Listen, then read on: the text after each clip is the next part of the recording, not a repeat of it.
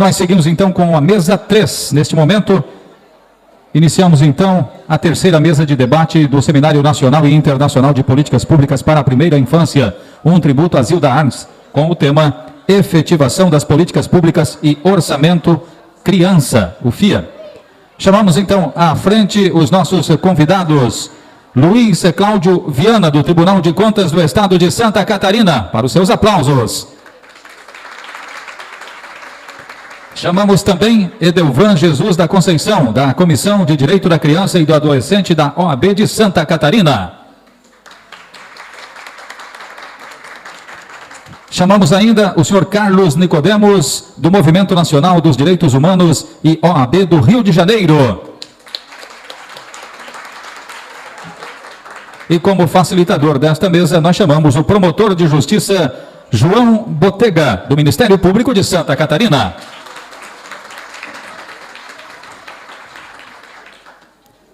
Entrego a mesa, então, aos convidados, que tenhamos excelentes trabalhos a partir de agora.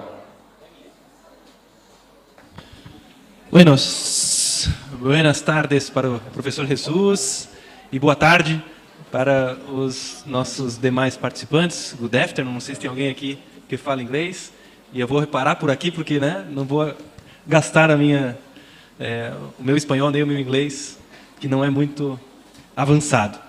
Mas queria inicialmente agradecer o convite da organização por estar aqui nessa mesa, facilitando a discussão de um tema tão importante. A Janice falou uma coisa que eu ia falar aqui na abertura, que quando nós falamos de políticas públicas, nós necessariamente falamos do financiamento dessas políticas públicas, porque sem recursos públicos nós não estamos falando de políticas públicas, estamos falando de outra coisa, que tem a sua importância, a filantropia, a caridade, o trabalho complementar da sociedade civil, mas que jamais pode substituir o papel fundamental do Estado como condutor, indutor e executor das políticas públicas, envolvendo sempre, claro, a sociedade civil, mas sem afastar-se das suas obrigações. E essa mesa, então, se propõe a tratar da questão orçamentária. A gente é um tema que às vezes parece um pouco distante da gente, assim, um pouco difícil de discutir, e eu acho que nós pecamos muito também quando nós nos afastamos desse debate orçamentário, porque parece difícil,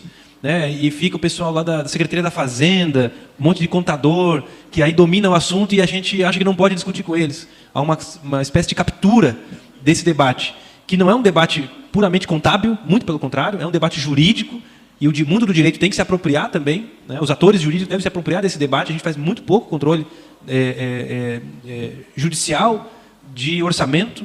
Ficamos lá, o Ministério Público, Defensoria Pública, OAB, enfim, às vezes discutindo lá, a Ajudação Civil Pública vai zerar a vaga de fila de creche, implementar o serviço tal, implementar a política pública tal, e esquecemos que, se não tiver dinheiro para isso, não vai ter política pública alguma implementada. Então, esse é um debate que deve ser apropriado não só pelo mundo do direito, mas também por todos os atores que integram o sistema de garantia de direitos. Então, levar isso, se eu sou um profissional do SUS, do SUAS, sou um profissional, um trabalhador da educação, eu tenho que me apropriar desse debate orçamentário, porque isso é relevante para a minha função. E trazer esse debate, eu tenho falado isso, trazer esse debate do orçamento para o plano da concretude. Então a gente fica discutindo lá, mas aí sempre vem a desculpa que falta dinheiro, reserva do possível, não sei o quê, e a gente vai olhar e às vezes tem dinheiro para algumas coisas e falta para outras. E ainda que o orçamento seja de fato limitado, a gente sabe que o orçamento não é infinito, o município, o Estado, a União tem recursos limitados para aplicação nas políticas públicas. Só uma política pública tem a seu favor um princípio que é a prioridade absoluta. Só uma. É criança e adolescente. Então, se está faltando dinheiro para completar todas as políticas públicas, a única que não pode ser prejudicada, ou a última que pode ser prejudicada, é a política de atendimento à criança e adolescente, nas suas múltiplas dimensões, saúde, educação, assistência e outras políticas públicas. A gente esquece de falar que são direitos fundamentais de crianças e adolescentes, como profissionalização, no caso de adolescentes, profissionalização, no caso da cultura, lazer, esporte. A criança tem direito de brincar, e as crianças não brincam. Enfim, falei demais, mas eu acho que é importante a gente se apropriar desse debate, levar esse debate para a comunidade também, para a sociedade civil, fazer esse debate orçamentário, para que isso entre na pauta lá da Câmara de Vereadores, porque a Câmara de Vereadores aprova a lei orçamentária, todo ano. na Assembleia Legislativa, na Câmara dos Deputados. Esse tem que ser um debate permanente, né? Com a sociedade civil. E, além desse debate do orçamentário mais amplamente considerado, tem o debate dos fundos específicos, né? O fundo o nosso FIA, né? O Fundo da Infância e Adolescência, que tem uma série de outras questões que vão ser debatidas aqui na mesa e que eu não quero também me antecipar para que a gente possa ouvir os nossos palestrantes. Então, feita essa introdução que era para ser breve, não foi tão breve assim, eu vou então iniciar passando a palavra para o Edelvan, vou tomar a liberdade. O pessoal do direito gosta de chamar de doutor, de não sei o quê e tal, e eu não gosto disso, né? Eu sou avesso a essas formalidades. Então, peço que me chamem de João e tomo a liberdade de chamá-los pelo primeiro nome também. O Edelvan é um grande parceiro, um grande amigo, um batalhador, lutador aí pela defesa da criança e adolescente, desde quando o conheci ainda na OAB, e agora também dos novos desafios que ele tem trabalhado lá no TCE. Então, Edelvan, a palavra está contigo, mais ou menos uma meia hora, foi o que me passou a organização, eu vou tentar controlar aqui, eu te aviso quando faltar uns 10 minutinhos, que já tem uma plaquinha aqui para avisar. Valeu. Boa tarde a todas e todos. O Jonathan falou, para a gente começar, vou resgatar uma fala dele ali, sobre causar incômodo, né? Eu acho que trabalhar na área da infância, e eu que já estou há mais de 15 anos atuando na infância, e passando por diversas questões da infância, né? Medida socioeducativa, acolhimento institucional, né? Trabalhando população de rua, proteção à testemunha, enfim, que trabalha a infância e trabalha a família também. Então, durante todo esse tempo, em alguns momentos a gente meio que se acomodou com algumas situações e diante dos acontecimentos que a gente tem percebido, né, de violências contra a escola, desses ataques, ameaças, fake news, bullying, preconceito, e todo esse cenário que é desafiador, em uma reunião, inclusive a Ivânia está aqui, né, do CNJ, a gente estava participando, o pessoal aqui que está constituindo o comitê estadual para a construção do plano estadual da primeira infância, eu lembro da Maristela incomodada com algumas questões. E isso nos motivou bastante, porque traz e resgata essa fala do Jonatas. Quando ele diz, né, que precisa incomodar, porque às vezes a gente tende a, de alguma forma, se acomodar no nosso trabalho. E eu fiquei pensando, o quanto eu estou acomodado onde eu estou atuando, por conta de, sei lá, 15 anos de atuação, das dificuldades do dia a dia, dos impasses com o financiamento, ou com a falta de estrutura disponibilizada para atendimento em políticas públicas, falta de pessoal, e aí há uma sobrecarga gigantesca. São poucos profissionais para fazer um trabalho tão gigante. E eu ouvi a Maristela indignada e eu comprei essa indignação também. Por quê? Porque as coisas demoram muito para acontecer. O Programa de Proteção a Crianças e Adolescentes Vítimas, o PPCAM, né? Programa de Proteção à Criança Ameaçada de Morte, tem uma discussão, doutor João, de 2009. Eu participei dessa construção, dessa ideia, já eu volto aqui para o tema, mas é que esse incômodo sempre bate à nossa porta. Esse programa foi discutido em 2009, as primeiras discussões no Estado. Vai acontecer esse ano, porque vai acontecer. Né? Vai acontecer. Lá em Florianópolis, eu acompanhei a implantação do Serviço de Família Acolhedora. E foi uma discussão em 2010, né? Que também iniciou lá toda uma discussão com lei aprovada, que depois foi revogada, que retomou em 2018, e 2020 efetivamente implantada, né? O serviço implantado de família acolhedora. É só para dizer que momentos como este, que a gente está vivendo aqui, servem para nos motivar também, né? Para nos inquietar, porque nos momentos de mais fragilidade ou de impotência, a gente tem que ser tocado para resgatar esses nossos compromissos com a infância, né? Então, é extremamente importante que a gente se incomode, porque a gente não pode se acomodar com tudo isso que está acontecendo, né, no nosso Estado, no nosso país, e fingir que isso não é de nossa responsabilidade também. Porque dentro desse contexto, a gente vem sempre falando aqui, né, e nós temos o marco normativo, a professora Irene Resine, né, que estava aqui, já falou e já passou um pouco desse marco histórico, né, da evolução da legislação de proteção à infância. O que a gente já tem de construído hoje, do ponto de vista normativo, já nos coloca que é de nossa responsabilidade. Por isso nós nos sentimos incomodados com isso. Porque a responsabilidade pela proteção da criança e do adolescente é minha, né, é de vocês, é da comunidade, é onde a criança está. E nós precisamos assumir essa responsabilidade na proteção. Quando a gente discute que as escolas vão ter um segurança lá armado, né, e que a família não terceiriza o cuidado para a escola, que responsabilidade essa família tem e a própria comunidade de estabelecer uma rede de proteção capaz de bloquear determinadas ameaças e proteger a criança, né? Porque não é só a escola, é a criança que precisa também ser protegida. Então, nós temos um marco já bem estabelecido do ponto de vista legal, que coloca essa responsabilidade para todos nós, né? E a Constituição, no artigo 227, deixa isso bem claro, que é responsabilidade de todos nós. Além disso, o próprio Estatuto também reforça isso no artigo 4º, que é de responsabilidade de todo mundo, inclusive da comunidade, porque aí ele traz essa palavra comunidade para mais perto, né, da criança, que é aquele espaço onde a criança convive, que brinca, que vai no parquinho, né, que sai na rua para brincar, jogar bola com outras crianças. É esse espaço que também precisa ser protegido e envolvido. E aí nós avançamos aí para o marco legal da primeira infância, né, que traz todo esse olhar necessário e importante para esses 6 primeiros anos de vida da criança. Nós hoje no Brasil, de acordo com o observatório ali da Brinc, né, observatório, existem cerca de 20 milhões de crianças até 6 anos. Lembro também que em uma reunião nossa do Pacto, né, eu lembro novamente da Ivânia falar, nós temos dados. Que tipo de indicadores? Para a gente trabalhar e pensar a política pública, a gente tem que também pensar em indicadores. Onde existem lacunas que precisam ser preenchidas? Né? Que tipo de informações nós temos para poder investir e ampliar a rede de atendimento? Então, pensando que 20 milhões, nós temos cerca de 20 milhões de crianças, eu trouxe aqui alguns dados, né, que a gente vai dar uma olhada para subsidiar a nossa análise. Esses dados, eles estão disponibilizados, e quem tiver esses dados, alguns deles, foram expostos no seminário nacional realizado lá no Tribunal de Contas na semana passada, que era voltado principalmente, né, para o público de tribunais de contas. Foram 2 dias trabalhando principalmente primeira infância, tendo em vista que os tribunais de contas também são signatários do Pacto Nacional. E aí esses dados aqui estão disponíveis, né, para consulta de qualquer pessoa no TCE de Goiás. Então, o Tribunal de Contas de Goiás, né, que ficou responsável por essa coordenação dentre a rede dos tribunais de contas, disponibilizou um site específico lá com vários indicadores, e aqui nós temos alguns.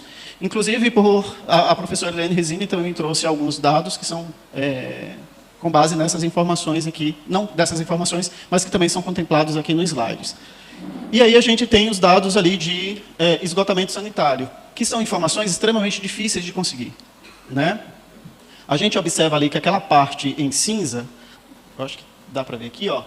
Nós temos os dados aí do Nacional e também de Santa Catarina, são dados que nós não temos informações dessas cidades ou dessas localidades. E estamos longe de atingir um patamar, né, aceitável em relação ao esgotamento sanitário. E a gente sabe o quanto isso impacta na vida da criança. Lembro de uma comunidade que eu já atendi, que eu frequentei em alguns momentos, né, atuando como assistente social, porque além de advogado também eu sou assistente social e muito mais tempo assistente social. E assistente social ali que gosta aí do chão de fábrica mesmo, né, de ir para as comunidades, estar junto com a família, em uma determinada comunidade passando e o esgoto na rua. Então, as crianças brincando nesse espaço, na rua. Na rua, as pessoas passando e um córrego ali com esgoto passando no meio. E as crianças brincam descalças, né, caem, né, se suja ali com a água. O quanto isso é prejudicial para o crescimento e para o desenvolvimento da criança, né? E a gente ainda tem esses cenários, e a gente fala de um Estado que, apesar dos indicadores bons, nós temos comunidades absolutamente carentes, né, de políticas públicas e de ação do Estado.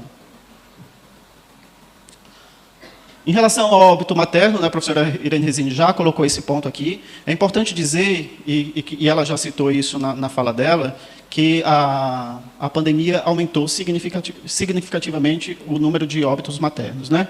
Em 2021, foram 2.090 mulheres, né, que morreu, que representa aí 50% em relação ao ano anterior. Então, é um número bastante significativo. Além de toda a problemática da Covid, né, que gerou aquela superlotação, né, o direcionamento dos leitos para tratamento de Covid, a gente sabe que nós temos uma baixa oferta de leitos de UTI neonatal ou de internação, inclusive que foi tema de análise também pelo Tribunal de Contas, né? Em Santa Catarina, nós vivenciamos algumas situações nesse sentido, principalmente no ano passado, da dificuldade de oferta de leitos, né, para internação neonatal principalmente, né, para internação, leitos de internação, e a baixa qualidade desses leitos, né, que também são fatores que prejudicam e que podem contribuir para esse índice de mortalidade.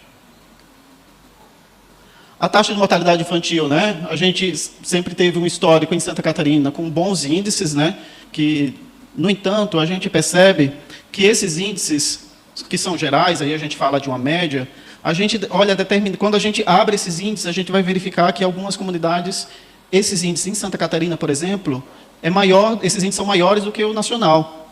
justamente porque determinadas localidades não têm a oferta de serviço necessária para atender aquela demanda. Né? E que muitas vezes os serviços, né, mais especializados, os melhores profissionais, em geral, não estou falando que seja regra, né, estão concentradas no centro da cidade ou em bairros mais localizados e que acaba de alguma forma afetando a periferia, quem está na comunidade, quem está nos morros, né, que não tem a mesma assistência, não tem a mesma oferta de serviço. E isso dados, né, que foi inclusive realizado um diagnóstico em Florianópolis em 2018, né, que mostravam isso na prática, né, que essas comunidades mais carentes, o índice de mortalidade infantil era maior, inclusive, que a média nacional. Por isso a importância de olhar esses índices de uma forma também crítica, né, que não são índices aí perfeitos, que por trás disso existem outras histórias. A imunidade de poliomielite, também isso já foi falado, né, que os índices estão baixos, isso aí a gente não precisa muito... os dados do Ministério da Saúde, por exemplo, no dia 2, saiu uma matéria no dia 2 de setembro do ano passado, que a cobertura era de 32,5%, imagina só, 32,5% de vacinação, de cobertura vacinal de poliomielite. Olha o impacto que isso tem na vida da criança, né, e o estrago que foi feito durante aí anos de propaganda, né, contra a vacinação. E de vacinas tão conceituadas que fazem parte da nossa história. Cobertura de creche, eu acho que, acho não, Santa Catarina tinha um histórico e recente de mais de 50%, era o único estado ali, né, que tinha acima de 50% de crianças em creche. Caiu, né, de 2021 para 2022, né, hoje ele tem 47% de cobertura de creche, né, de oferta de vagas, mas eu gostaria de trazer aqui um dado que eu acho importante, que a Janice comentou alguma coisa sobre a questão racial, que é um recorte importante que a gente precisa verificar. O Observatório da Brinc aponta ali que 2% de crianças pretas estão matriculadas, 3% das crianças matriculadas são pretas, e 27% são crianças pardas, 36% são crianças brancas. Isso mostra também uma análise e uma reflexão que a gente precisa fazer do ponto de vista racial, né, principalmente de acesso ao serviço de uma forma geral. Crianças em domicílio de baixa renda, né? Nós também em Santa Catarina tem um índice que coloca ali como índice positivo, né? Apesar de nós termos aí cerca de 35 milhões de crianças em famílias pobres no país, né? Passando fome. O Unicef apresentou isso em relatório recente, né? A quantidade de crianças que hoje não tem nem o que comer, né? Que passam fome, que estão em situação de pobreza. Acesso à água. Também em Santa Catarina tem um índice positivo, no entanto, o Trata Brasil, que é um instituto que cuida, que faz análises, né, sobre água potável e saneamento básico, revelou isso no início do mês, né, que cerca de 35 milhões de crianças não têm, 35 milhões de pessoas no país não têm acesso à água. É um número bastante significativo em um país em que é reconhecido pelo potencial hídrico, né? Nós aqui na região sul estamos em cima de uma reserva gigantesca de água, né? E mesmo assim nós temos diversas crianças sem acesso a um elemento tão importante que é a água, um elemento tão importante para a sobrevivência. Levando para a discussão especificamente sobre a questão do financiamento, que é importante, que é o tema aqui, né? Principalmente voltada ao FIA, e eu vou fazer esse direcionamento para uma discussão relacionada ao FIA, né, o Fundo da Infância. A gente tem, acredito que todo mundo deva conhecer que o Estatuto, ou né, não só o Estatuto, mas o SINASE também, estabelece algumas previsões de recursos, né, de destinação de percentual para investimento em algumas áreas. Isso é importante dizer porque a gente não percebe esse direcionamento de determinado percentual para essas áreas. Por exemplo, a primeira infância, que é o que a gente está discutindo. Isso está no Estatuto da Criança. O fundo precisa, os fundos, né, sejam eles municipais ou estadual, eles precisam definir um percentual para aplicar na primeira infância. Além, obviamente, da guarda, né, que está ali o acolhimento em forma de guarda, e também para as questões de carência ou de calamidade. Mas a primeira infância já foi colocada, e essa é uma mudança recente do Estatuto, 2016, que já aponta a necessidade dos fundos pensarem em recursos direcionados, de reserva de recursos direcionados para a primeira infância.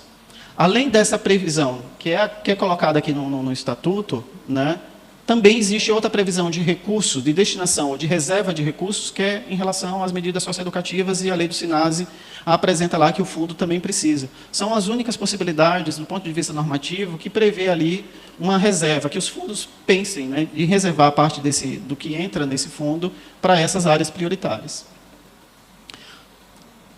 para quê? Né? Para que a gente vai reservar recursos? Né? Nós temos aqui esse emaranhado de coisas, né? Talvez seja pela minha própria desorganização de fazer o slide mais bonitinho, mas quando a gente olha aqui o Plano Nacional da Primeira Infância, são 18 áreas, ações finalísticas previstas no Plano Nacional. Né?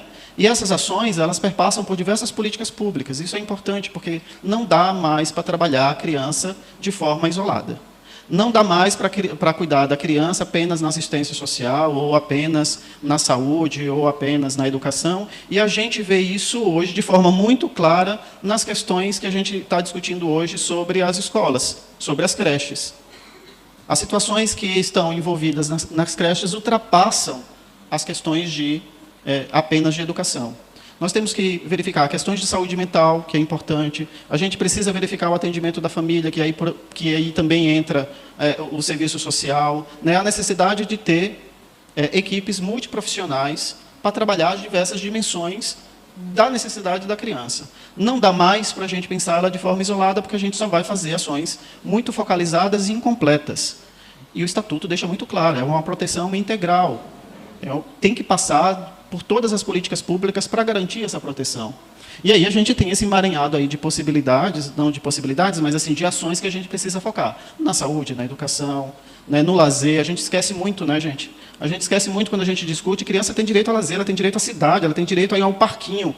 Quantos lugares ofertam espaços de lazer para as crianças? Principalmente nas comunidades. A gente vê aí grandes praças no centro das cidades, ou áreas mais valorizadas, com várias opções de parques, né, tudo sempre muito bem cuidado, grama feita, né, a jardinagem em dia. Mas quando a gente entra nas comunidades, falta um campinho adequado, um campinho organizado, né, um campo de futebol, brinquedos para as crianças, espaço de lazer. Criança precisa brincar. Criança precisa ter espaço de lazer para sair de casa. A gente acaba muitas vezes percebendo as crianças muitas vezes trancadas em casa. E aí, trancado em casa, vai fazer o quê? Qual é a estratégia dos pais? Bota na frente de uma tela. E aí vai para o tablet, vai para o celular, fica assistindo desenho o dia inteiro. Nós temos que oferecer outras possibilidades para as crianças saírem, brincar, resgatar essa ideia que muitas vezes, quantas vezes eu brinquei na rua de casa, né? Juntava um monte de amigo ali e saía mesmo porque não tinha essa opção. Precisamos resgatar essa questão e essa necessidade que também faz parte da construção da infância. E aí, nessa perspectiva do financiamento do FIA, o FIA prevê, né, várias possibilidades de investimento. Obviamente, a gente tem que verificar que o orçamento das políticas públicas tem que ser garantido pelas políticas públicas. Né? O investimento do FIA ele é sempre complementar e inovador, a gente não pode perder isso de vista. Né? O FIA vai atuar na complementaridade da oferta de serviços, né, das políticas públicas. Então, é uma oferta mais na política de assistência, né? Vamos desenvolver um projeto aí de suporte na saúde mental, né? Nos programas e projetos desenvolvidos por organizações da sociedade civil, sempre pensando nessa complementaridade, mas a gente aproveitar que o FIA, e a gente percebe, e algo que, às vezes, a gente fica pensando que muitos municípios que nos procuram para perguntar sobre a utilização de recursos do FIA, a gente percebe um pouco de insegurança na definição, né, da utilização de recursos. Ah, mas será que eu posso? Será que o Tribunal de Contas, né, Luiz Carlos, de repente não vai ficar de olho e vai me punir depois? Né? Será que eu posso utilizar para determinados fins? E aí é muito mais vezes insegurança, porque as respostas já estão com as pessoas. Quando elas vêm nos procurar para perguntar, eu posso utilizar para tal coisa? Pode. Né? O que é preciso? Escrever. Né, escrever, justificar e aplicar. A gente não precisa ter medo de aplicar esse recurso. Depois a gente vai ver alguns dados ali de um levantamento, uma pesquisa que nós estamos fazendo, vai ver que, por conta desse medo e insegurança, a gente está represando o recurso. E eu vou adiantar já o dado aqui da minha diretora de Direitos Humanos, né, porque no FIA a gente tem quase 660 milhões no FIA estadual. Próximo de 60 milhões. Olha só o quanto a gente pode fazer nesse estado com esse dinheiro. Ela vai me matar. Mas assim, é muito dinheiro, gente. É muito dinheiro que a gente pode fazer um monte de coisas. Eu fico imaginando, eu estava no FIA, eu estava no Conselho da Criança, porque eu também fui presidente do Conselho da Criança em Florianópolis, e quando veio a pandemia, a gente ficou todo inseguro, vamos investir, não vamos investir, o que é que a gente pode fazer com quase 7 milhões no fundo, e crianças sem aula, crianças sem acesso a tablets, crianças sem acesso à internet, crianças sem acesso à comida, porque o único lugar que elas faziam as refeições era na escola, ou no contraturno escolar, ali na organização, né, na ONG, era o espaço onde ela comia e fazia as refeições. O que é que a gente faz? Vai deixar 6 milhões ali guardado para quê? Se crianças estão passando fome e não têm acesso a direitos elementares, destinamos recursos, pelo menos uma parte, né? Justamente para garantir. Criança, o Dr. João já colocou, é prioridade absoluta. E a gente vai ter que buscar formas de garantir essa prioridade e esse atendimento. Então, assim, dentre os serviços que o FIA possibilita, nós temos necessidade de diagnósticos, nós não temos diagnósticos suficientes da realidade das crianças. Falta de diagnóstico, o FIA pode ser um instrumento para a construção de diagnóstico, para saber a realidade da criança, onde é preciso, quais são as principais áreas que carecem e necessitam de investimento e de atenção. Sem dados, a gente não consegue fazer política pública de qualidade, né? O FIA pode ser um instrumento para a gente verificar nossas crianças na primeira infância, quais são as demandas delas. A gente pode favorecer outros serviços que o município não dispõe, mas a gente tem que saber onde, né? Onde é mais carente. Além de todas as outras questões. Uma delas que eu acho extremamente importante, que é a questão da capacitação da rede, né? O Plano Nacional da Primeira Infância fala de capacitação sobre primeira infância. Precisamos capacitar os nossos trabalhadores da primeira infância. O FIA pode ser um instrumento de capacitação importante, a utilização dos recursos do fundo. Vamos capacitar. Olha só, Santa Catarina não tem plano municipal da primeira infância aprovado. Os municípios de Santa Catarina não têm, né, nós não temos plano municipal da primeira infância. Ceará, no início do mês, todos os municípios do Ceará têm plano municipal da primeira infância. Olha a discrepância. Um estado como o nosso, rico, né, com várias potencialidades, não tem um município com plano aprovado. O Ceará tem todos os municípios aprovados. Vamos capacitar, gente. Vamos capacitar, vamos constituir aí comitês, né? Nós temos um grande desafio enquanto comitê estadual que estamos agora constituindo, um grande desafio que é estimular os municípios a implantarem os seus comitês para discutir os planos municipais. E aí os dados, que são dados... 5 minutos, estou acabando. Aí são os dados preliminares, é importante ressaltar isso, tá? São dados preliminares que estão ainda em fase de depuração, mas eu gostaria de trazer para causar esse impacto mesmo na questão da possibilidade, da potencialidade de investimento. Quando nós fizemos um levantamento aí nos municípios, quem é do município, talvez quem estava na gestão, recebeu, né, um questionário recentemente para responder algumas informações, e a gente levantou alguns números aí de cerca de 280 municípios. Olha só, aqui nos fundos municipais, em 2021, tinham cerca de 83 milhões no fundo, saldo, 31 de dezembro de 2021.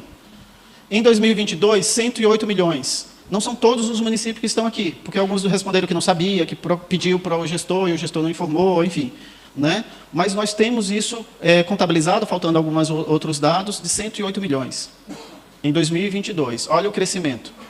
E nós temos no fundo estadual quase 60 milhões. Quanto é que a gente tem hoje no FIA para investir na criança e no adolescente?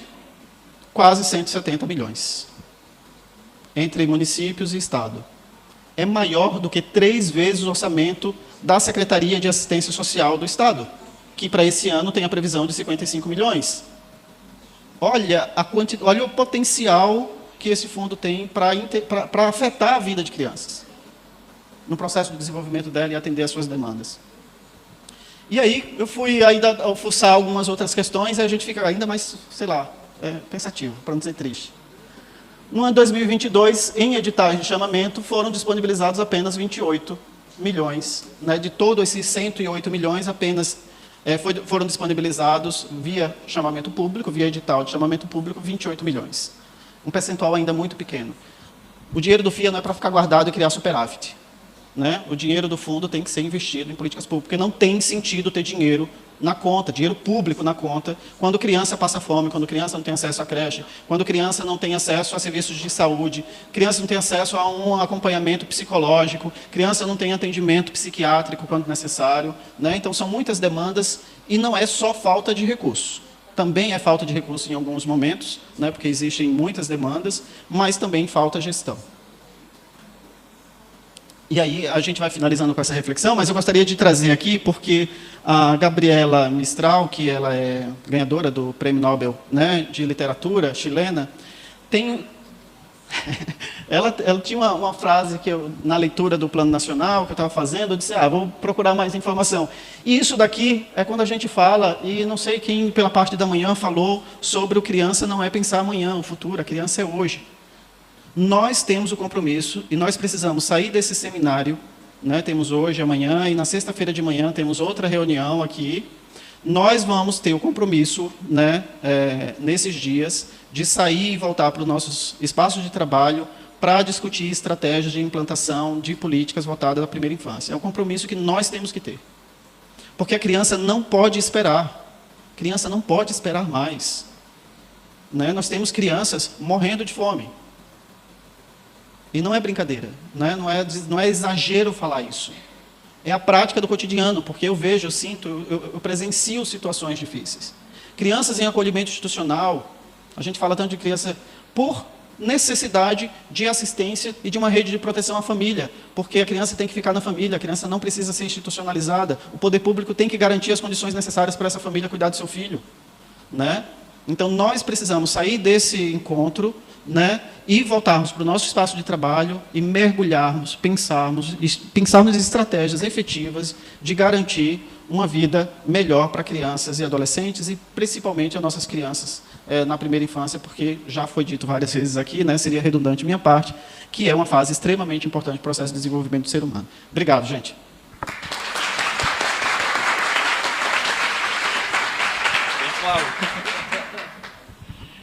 Obrigado, Edelvan. Excelente fala e pontual fala. Deu 30 minutos exatamente no momento que ele falou. Obrigado. Excelentes reflexões. Eu acho que trouxe, né, uma provocação muito importante a respeito do potencial do fundo, né? Não para resolver todos os problemas, porque o fundo da infância não vai resolver todos os problemas, ele não vai substituir as políticas públicas, mas para complementá-la, né, para projetos inovadores e complementares, como diz muito bem a resolução 137 do CONANDA, que regulamenta os fundos.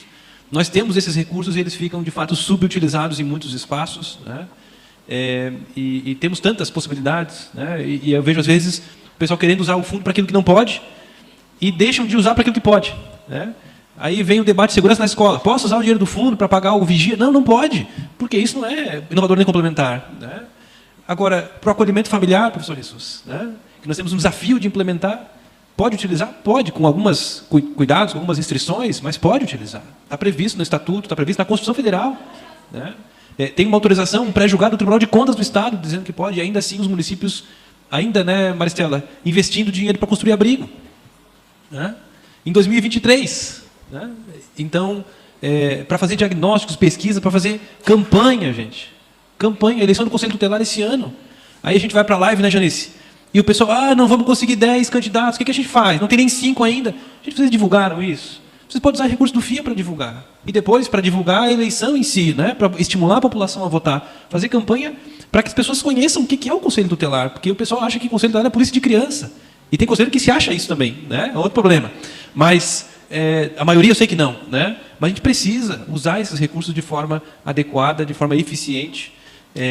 E temos, né, esse potencial ali, que, como eu disse, ele é fundamental, mas ele é complementar, né? E aí, quando você falou, Edelvan, né, que temos 170 milhões para investir nos FIAs, somando FIA estadual e FIA municipal, e isso dá quase 3 vezes o orçamento da Secretaria de Assistência Social do Estado, me chocou duplamente. Me chocou o valor que nós temos para o FIA e me chocou o valor que nós não temos para a Secretaria de Assistência Social do Estado, né?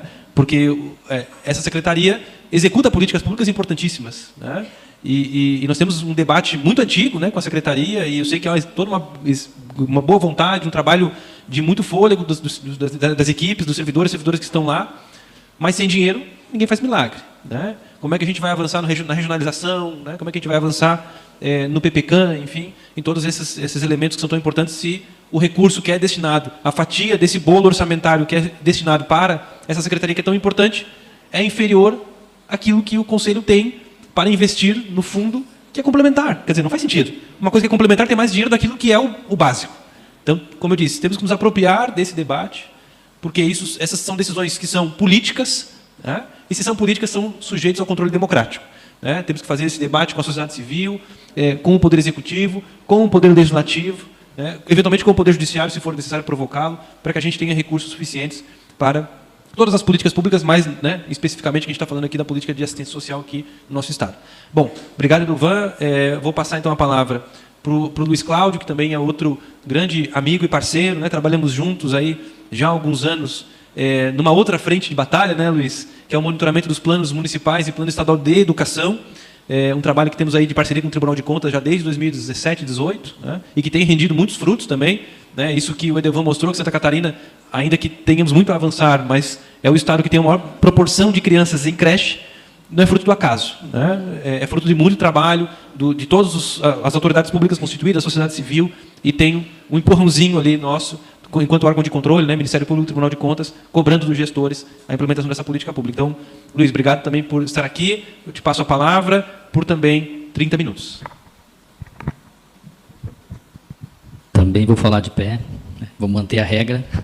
Boa tarde, pessoal. Boa tarde. Primeiro, agradecer, então, o convite que foi feito pelo Instituto ao Tribunal de Contas para participar desse evento. Então, em nome do Tribunal de Contas, eu gostaria de agradecer. Queria parabenizar o município de Forquilinha duplamente, né? Já que hoje é feriado, vocês estão de aniversário, 34 anos do município de Forquilinha, e também a feliz coincidência da lei que foi publicada na segunda-feira, que colocou aí o nome da Zilda no livro lá de Heróis da Pátria. Então, vocês estão aí duplamente parabenizados. Eu escolhi uma forma de abordar aqui o assunto, já que a nossa temática é efetivação das políticas públicas. Espero que eu tenha sido feliz, vamos ver, né? Então, eu tentei buscar nas finanças públicas mecanismos que pudessem contribuir para isso, né? Então, essa foi a ideia. Então, em tese, vale para qualquer área, para qualquer segmento da administração pública. Ok? Então, esse é o meu desejo. Com relação ao mérito da primeira infância, eu conheço um pouco de experiência prática, que eu tenho 2 filhas maravilhosas, e uma questão que eu percebo que se fala muito da criação de vínculos, né? Aí me veio à mente quando eu tive que parar para estudar, para passar no concurso público do Tribunal de Contas. A minha filha mais velha, na época, estava na primeira infância. Então, hoje eu olho lá e vejo, é por isso que eu fazia aquilo. Então, eu me trancava no quarto, às vezes passava o dia inteiro estudando, de manhã até à noite, mas ela geralmente estava comigo.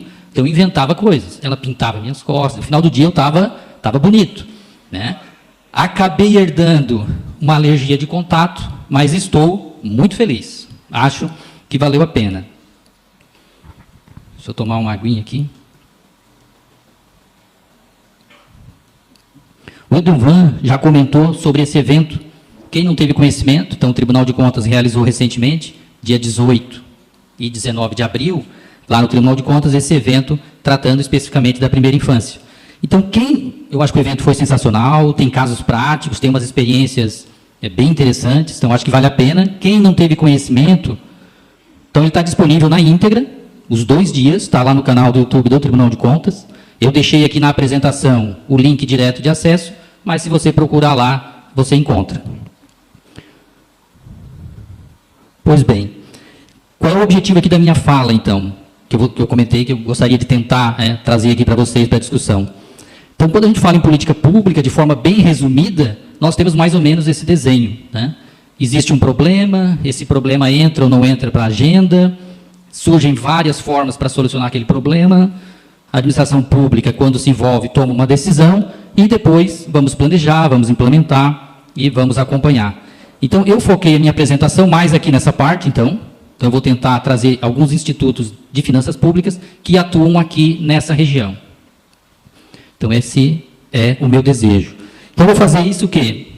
Passando um pouquinho pela questão do planejamento, como se dá o planejamento na administração pública, algumas questões que ocorrem durante a execução orçamentária, o controle social.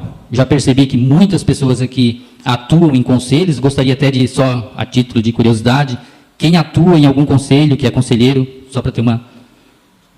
Então, realmente, temos um público, umas 30 pessoas, mais 30 conselheiros aí. E a questão da transparência, também entendo que é primordial para a efetivação de política pública, e, por fim, e talvez mais importante, não sei, monitorar e avaliar o que está sendo feito.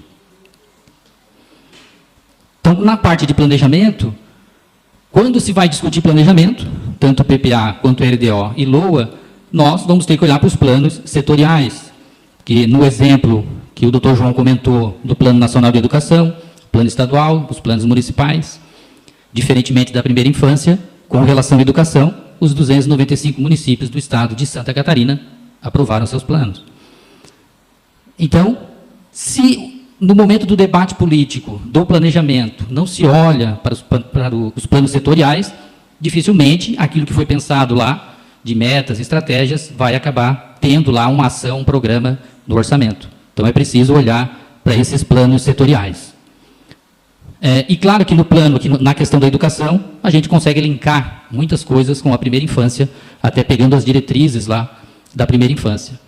Eu não sei se incomoda um pouco vocês, mas essa expressão pré-escola, né, eu não sou um especialista em política pública, mas sempre me incomodou um pouco aquela expressão, né? Parece que é antes da escola, né?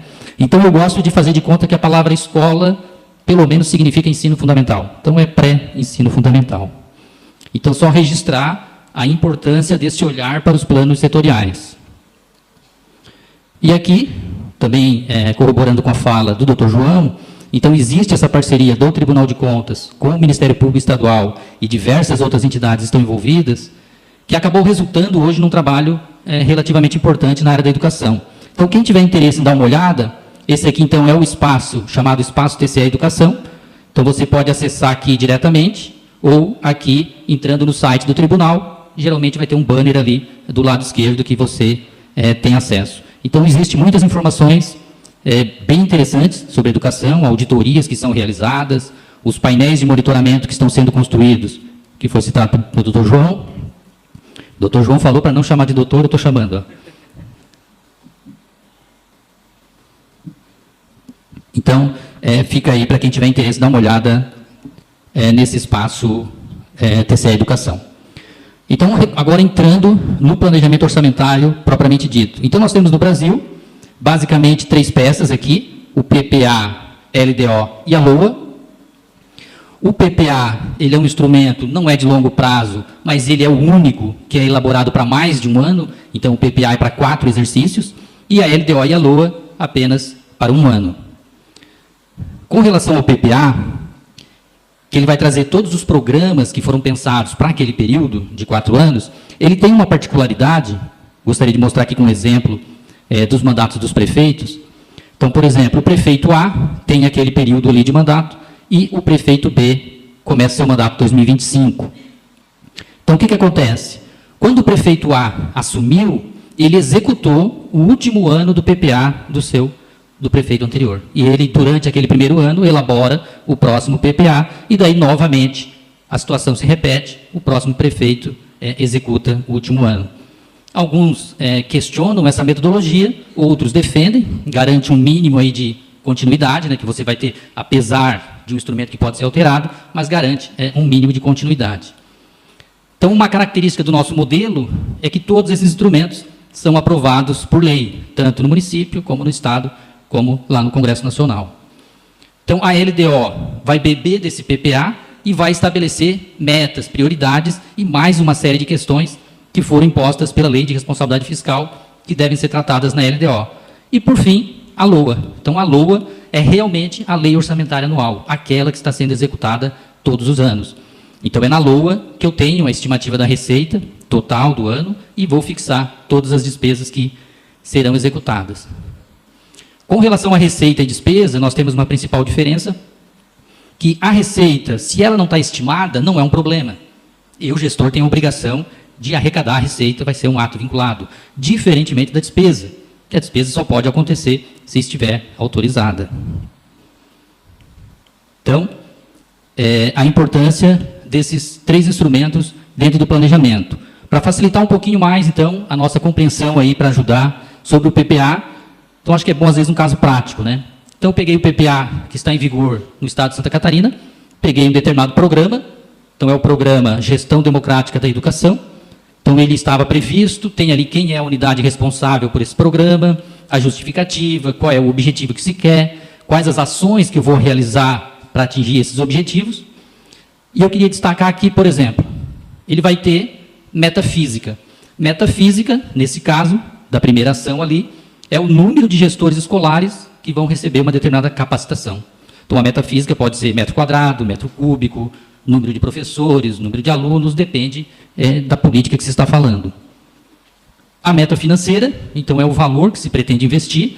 Então, por exemplo, aqui no período do PPA, de 20 a 23, quase 585 milhões de reais nesse programa.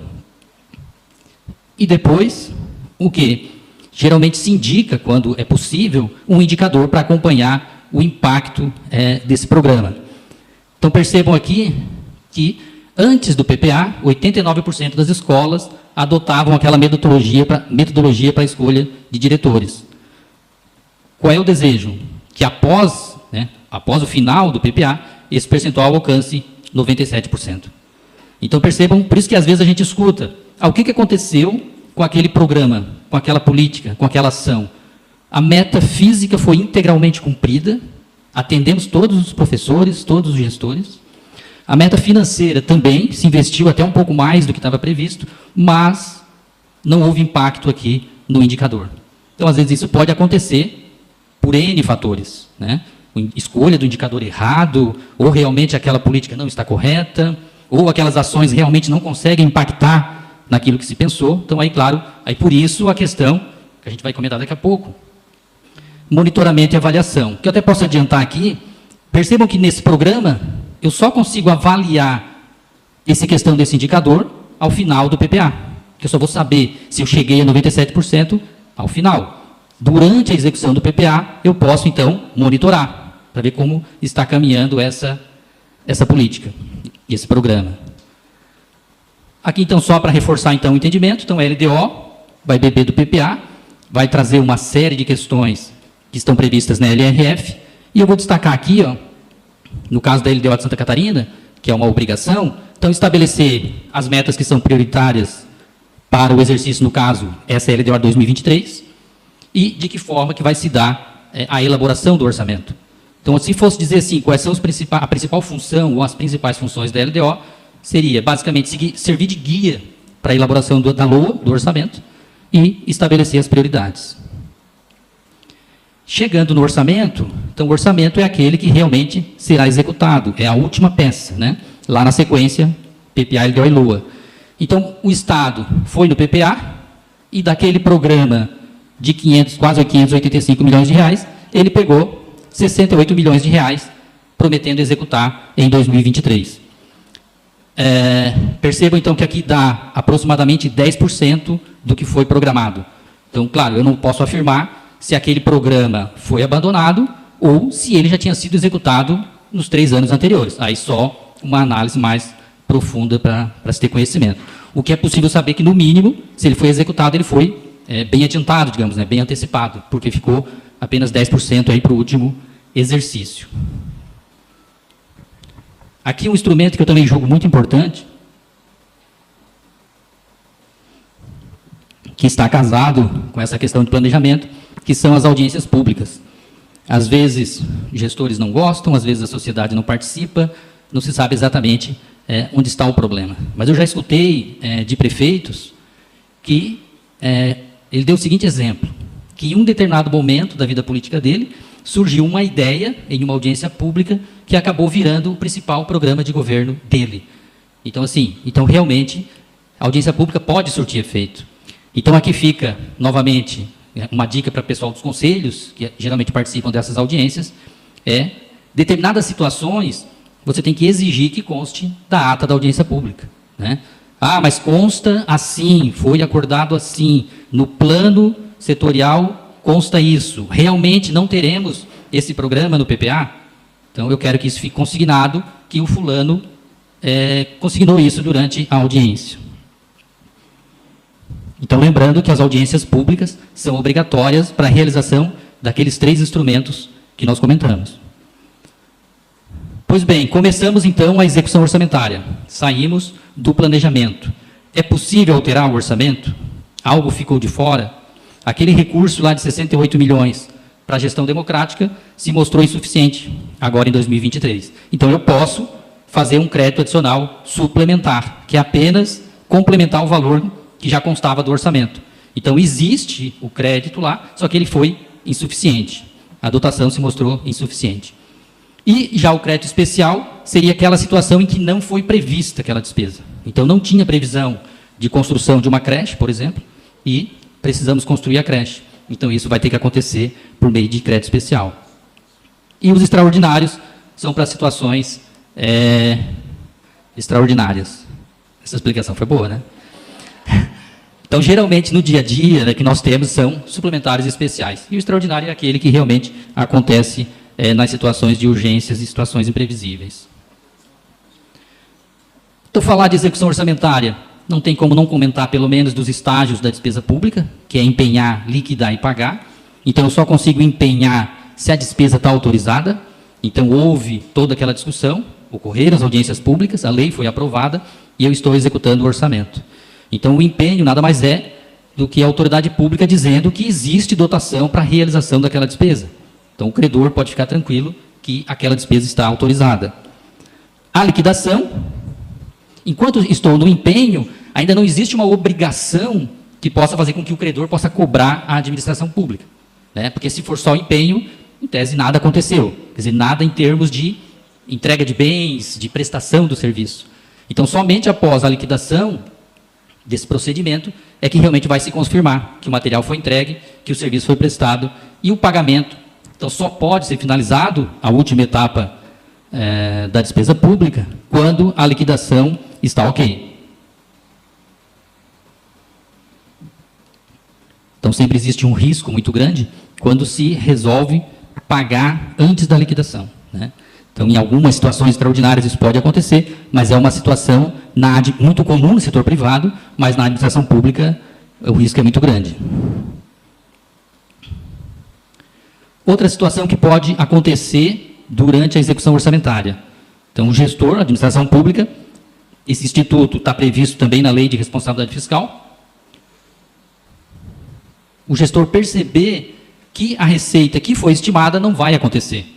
Tinha uma previsão no orçamento de arrecadar 10 milhões de IPTU. Tudo indica que vamos arrecadar 9 milhões. Então, é claro, se o gestor continuar empenhando para 10 milhões, algum problema vai dar, né? Não vai bater, se confirmar que não vai arrecadar os 9. Então, ele é um instituto importante dentro de finanças públicas que pode evitar esses problemas de déficit orçamentário. Agora, por outro lado, a lei também coloca regras. Então, lembra que eu falei que a LDO trata de uma série de questões? Um dos pontos é limitação de empenho. Então, a LDO, sempre que você quiser saber, no seu município, como é que ficou a limitação de empenho em Forquilinha, vai na LDO de 2023 e você vai verificar. Por exemplo, coloquei aqui como um exemplo a situação aqui do município 13 de maio de 2023. Então, basicamente, eles colocaram aqui que a limitação de empenho vai acontecer nos casos de contrapartida, obras em geral, desde que não iniciadas, combustíveis, apenas de alguns setores da prefeitura, não de todos, e material de consumo e outros serviços terceiros. Então, é uma forma, você pode atuar, então, na limitação de empenho. Então, quando o gestor limitar empenho, você pode confirmar se está havendo limitação de empenho que vai impactar a primeira infância e se está descumprindo alguma regra. Então, é uma possibilidade.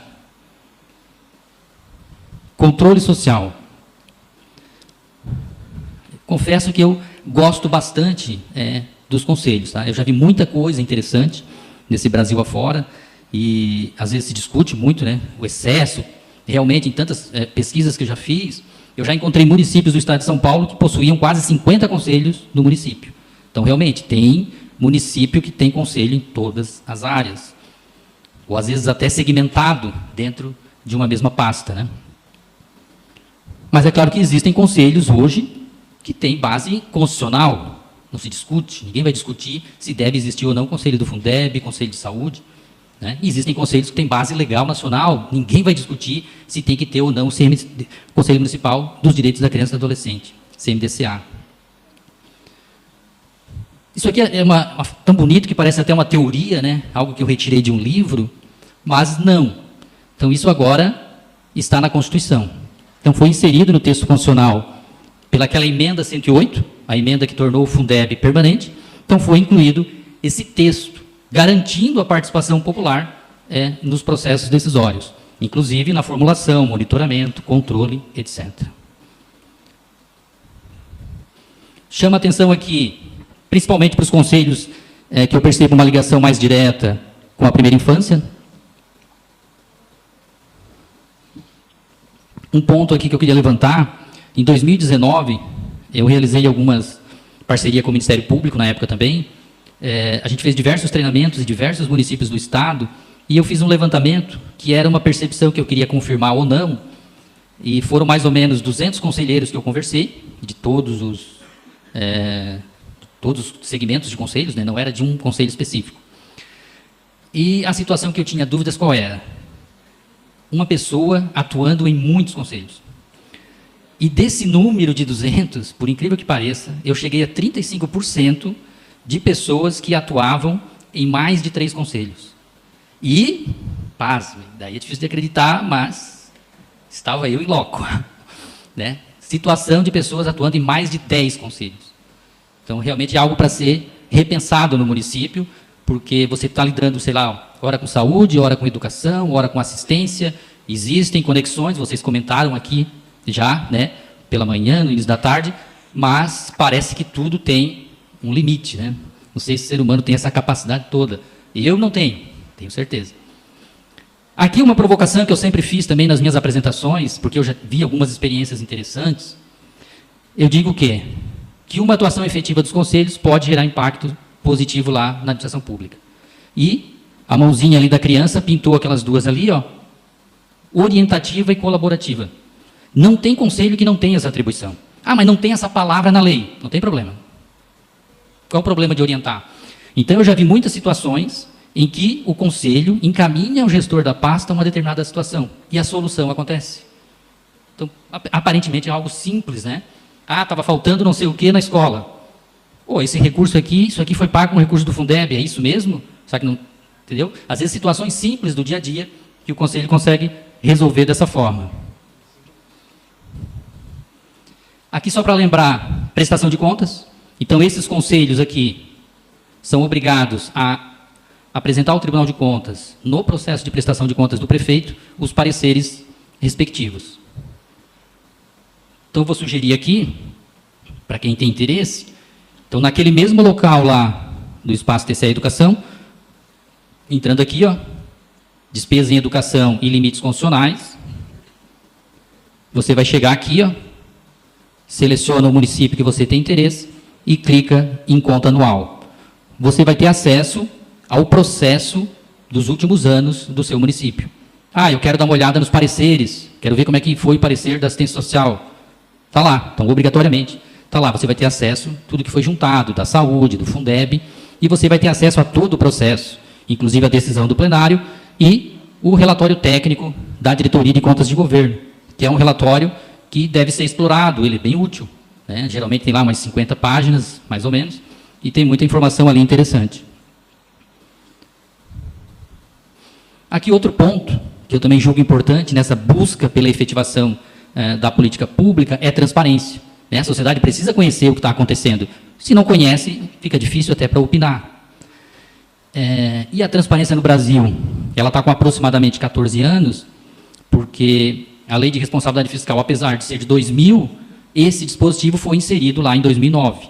Então, mais ou menos 14 anos, eu acho que a gente precisa evoluir bastante. Né? Eu fiz uma simulação esses dias, entrei em vários portais de vários municípios, algumas situações ainda complicadas, né? Falta de informação, precisa ser tempo real. Não adianta eu entrar hoje e só ver despesa de 2020. Não vai me ajudar muito. Se por uma sorte o que eu queria era 2020, tudo bem. Mas então precisa ser uma coisa atual, né? Um determinado município, para abrir o edital de uma licitação, eu tive que colocar o meu nome, o meu CPF e o número do meu telefone. Senão o edital não abria. Isso não parece ser transparência. Monitoramento e avaliação.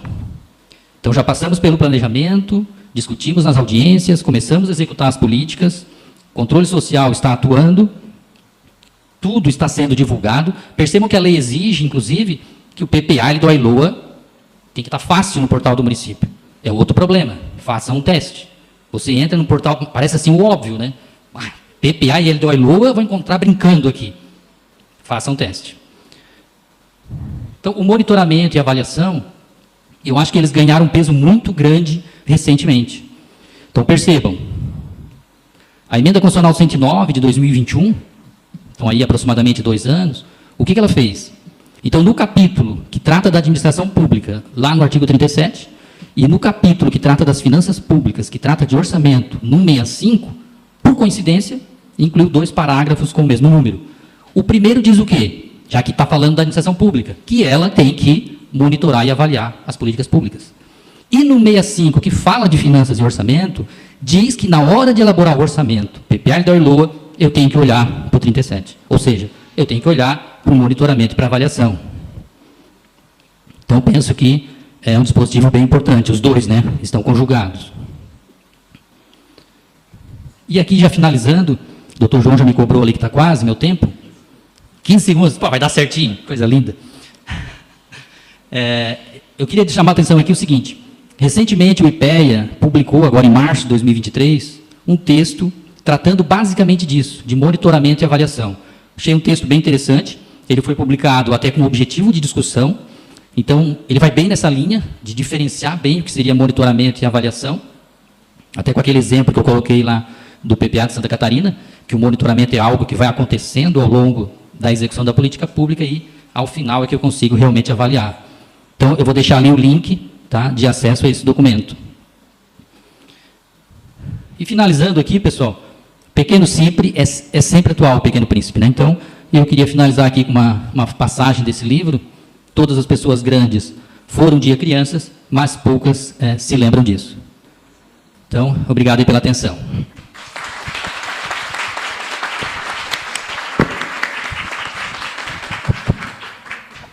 Obrigado, Luiz, pela brilhante exposição e também pela pontualidade. Também trouxe aí reflexões importantes, inclusive mostrando na prática como a gente pode fazer o controle orçamentário, olhando lá no PPA, né, quais são as metas que estão estabelecidas pelo Poder Executivo. E é muito curioso, né, a gente abrir o orçamento, e eu já fiz esse exercício, de alguns municípios, e eles são absolutamente genéricos. Assim, né? Não tem meta para quase nada, ou se é uma meta tão geral que não tem nem como cumprir, nem como descumprir. Né? Então, também esse detalhamento, essa fixação dessas metas é importante que a gente acompanhe, e mais, que essas metas estejam alinhadas com aquilo que está previsto nos planos setoriais de políticas públicas. Porque a gente faz um esforço gigantesco para fazer o diagnóstico da política de proteção às crianças, de convivência familiar e comunitária, faz uma resolução do Conselho Estadual dizendo que tem que fazer isso, isso, aquilo, ou seja, é um documento normativo, né? E a gente vai lá para o orçamento, não tem nada disso lá. E aí esse documento, seja uma resolução, no caso dos planos municipais de educação, são leis municipais, não vale nada. Né? Vira uma carta de intenções. Se quem sabe um dia a gente conseguir cumprir, eventualmente, a meta de 50% de crianças na creche, a meta de 50% das escolas em tempo integral. Né? Se por acaso der certo, se cair aqui um anjo aqui iluminado, né, e aí implementar, a gente consegue, mas também eu não faço nenhum esforço para isso. Né? E aí a gente vê um descumprimento crônico desses planos. Por quê? Porque não há uma aderência entre aquilo que está planejado, entre aquilo que está projetado nos planos, que devem obrigatoriamente vincular o Poder Executivo, ou no mínimo exigir uma justificativa do Poder Executivo, por que ele não está cumprindo?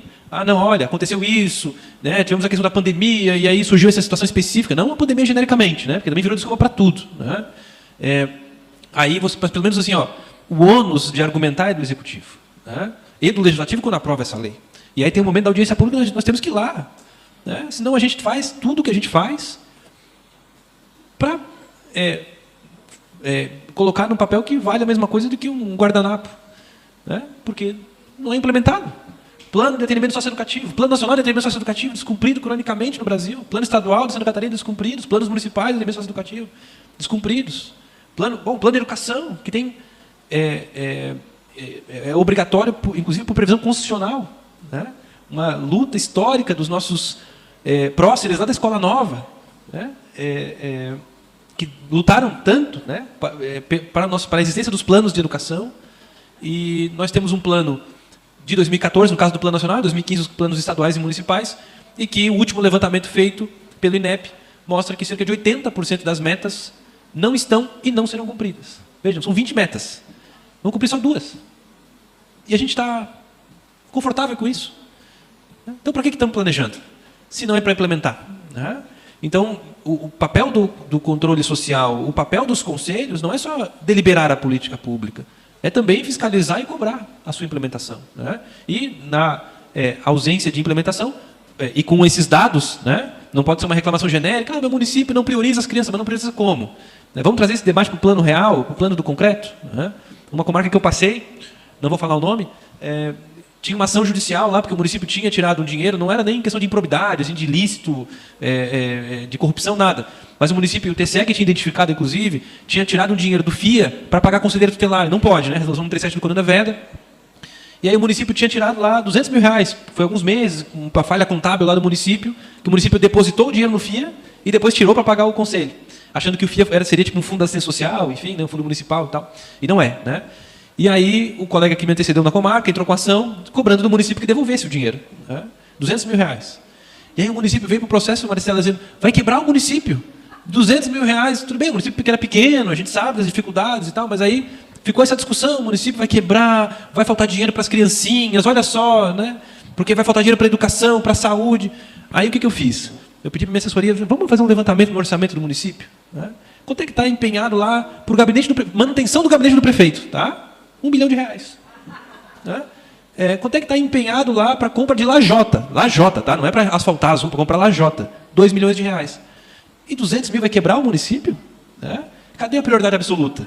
Então vamos fazer a discussão no plano concreto. Quando eu levei essa discussão para dentro do processo, eu disse, olha, o município está dizendo que não tem dinheiro. Eu estou mostrando que tem dinheiro. Só que ele não está direcionando para aquilo que é prioridade. E aí, ali acabou a discussão. A gente ganhou uma ação e o município teve que devolver o dinheiro para o FIA. Né? Enfim, obrigado, Luiz. E vamos então passar agora para o Carlos Nicodemos, que também é uma grande referência. Né? Eu não conhecia pessoalmente, mas já o conhecia de fama, de boa fama. Né? E o Carlos é também um grande e histórico, né? Lutador e batalhador aí pela implementação das políticas de direitos humanos e lato sensu, mas especificamente direcionado ao público infanto-adolescente, com um trabalho muito forte, com litigância estratégica em direitos humanos. Então, uma grande liderança nacional nesse tema. Então, é uma grande honra e um grande prazer ouvi-lo. Carlos, você tem 30 minutos. Boa tarde a todos, todas, todes. Né, cumprimentando aqui todos os nossos membros da mesa, na pessoa do Dr. João Luiz, ou João Luiz, né, que nos media neste debate. Né? Eu inicialmente digo que agora eu me sinto um pouco aquele menino que entra no ônibus, né? Aí ele pede a atenção de todo mundo, ele diz assim, olha, eu poderia roubar, eu poderia matar, mas eu só quero dar uma palestra. Eu não tenho PowerPoint, eu não vou ficar em pé. E a minha fala não é uma fala que trafega, né, pela questão técnica, e queria fazer uma reserva aqui de elogio às duas exposições anteriores, né, porque a gente tem sempre que levar em consideração, né, o lugar da fala. O lugar da fala. E a minha contribuição neste árido debate é do lugar onde eu ocupo. É o lugar que eu ocupo. Um lugar que é da sociedade civil. Eu presidi o CONANDA, o Conselho Nacional da Criança. Eu presidi o Conselho Estadual da Criança e do Adolescente do Estado do Rio de Janeiro. E o fiz na condição de sociedade civil, eleito como representante da sociedade civil. Ora, pela Ordem dos Advogados do Brasil, na presidência do Conselho Estadual do Rio, e ora, pelo Movimento Nacional de Direitos Humanos do CONANDA. Então, o meu lugar de fala é o lugar de fala da sociedade civil. Naturalmente, ele se descola dos demais lugares de fala desta mesa, que com muita propriedade trouxeram olhares, né, de outros segmentos e interpretações, né, que a bem da democracia que nos resta, cabe nós articularmos tudo isso em torno da nossa agenda e do melhor interesse da criança e do adolescente. Queria também dizer que as minhas considerações, de longe, não pretendem ser colocadas como verdades absolutas. Não são, nem o pretendem ser. Mas são perspectivas, leituras da trajetória que tive e do lugar que eu falo. Hoje, eu ocupo um assento no Conselho Nacional de Direitos Humanos. E lá eu coordeno a Comissão de Litigância Estratégica. E o que faz essa comissão? Ela opera o Conselho nas instâncias dos tribunais superiores e nos sistemas internacionais com demandas, né, que, em espanhol, chamamos de litigância estrutural e que aqui chamamos de litigância estratégica. Então, a minha abordagem sobre a ideia do orçamento para criança e adolescente, que eu vou fazer aqui, é uma abordagem na perspectiva, né, estratégica, estrutural. Né? Nesse sentido, antes de adentrar propriamente nos elementos relacionados a essa leitura estratégica do orçamento na área da infância, e pela experiência que eu tive, pelo que eu pude trabalhar, antes de adentrar, eu trago sempre isso como uma premissa das minhas contribuições, independentemente do tema, né? Porque para mim isso é muito significativo, muito mesmo, muito forte, né? Eu costumo sempre dizer, e ontem a gente fez uma agenda em Florianópolis, e eu comecei fazendo essa consideração também, que é muito rápida e simples, né? Eu digo sempre assim, o tempo do Estatuto da Criança e do Adolescente é o tempo da democracia brasileira. Isso tem uma força tão grande, na minha compreensão, a gente poderia passar a tarde toda discutindo sobre isso. Mas o sentimento que tenho a respeito da democracia no Brasil é que ela é ainda muito incipiente. Ela está ainda se consolidando, se constituindo. É como um bebê, eu diria, que até recentemente quiseram jogar ele fora da bacia, mas não conseguiram. A bacia é larga, porque ela é feita pelos braços do povo. O tempo do Estatuto da Criança e do Adolescente é o tempo da democracia brasileira. E quando nós falamos em orçamento público, efetividade do orçamento público na área da infância e da adolescência, é preciso considerar esse tempo. Esse tempo. Por muitos motivos, e alguns deles que eu vou trazer aqui. Esse tempo da democracia e o tempo dos direitos da criança e do adolescente nela, né, nos trouxe avanços significativos em relação à institucionalidade protetiva à criança e ao adolescente. Avanços significativos em determinados campos, em outros nem tanto. Nós avançamos na democracia social dos direitos da criança e do adolescente no campo das leis. Avançamos significativamente. A área da criança e do adolescente, os direitos, a cidadania da criança e do adolescente no Brasil, desde o processo de redemocratização em 1985 até aqui, avançou significativamente. E se me perdoe, aos meus amigos que vêm, né, de outras culturas, produzindo inclusive algumas distorções que nos impediram de desenvolver agendas regionais muito importantes. Porque enquanto nós, a partir de 1985 até 1989, conseguimos fincar 3 grandes normas que nos conduziram ao longo desse processo de redemocratização, que é a Convenção dos Direitos da Criança da ONU de 89, a Constituição Federal de 1988 e o Estatuto da Criança e Adolescente de 1990, que tem em comum a proteção integral, e isso nos impulsionou nacionalmente no desenvolvimento dessa agenda. A América Latina surfava, assim como o meu estado, Santa Catarina também se surfa muito, a América Latina surfava na Convenção dos Direitos da Criança. E isso nos impediu, inclusive, né, de trazer ao debate interno, nacionalmente falando, inúmeros temas que ficaram pelo meio do caminho, porque nós não tivemos a mesma estratégia dos demais países da América Latina em relação à convenção. Nós abandonamos a convenção e nos tornamos defensores do Estatuto da Criança e do Adolescente. E no processo de redemocratização, fomos desnaturalizando politicamente o debate a respeito de direitos humanos de crianças e adolescentes, enquanto na América Latina, isso se desenvolvia nos braços da Convenção.